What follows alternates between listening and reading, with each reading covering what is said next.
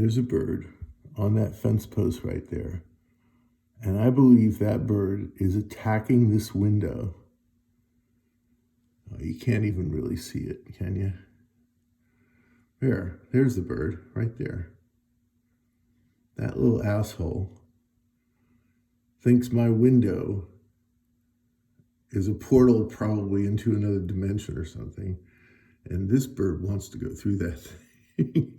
And he's been doing it for hours and hours. And I just hear the sound of the tapping on the window. And it's right next to my office where I work.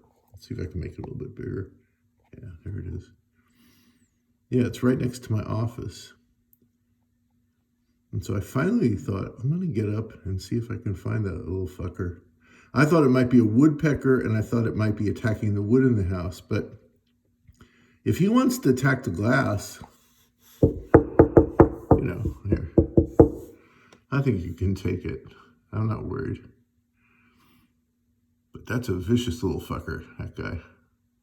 Okay, bye.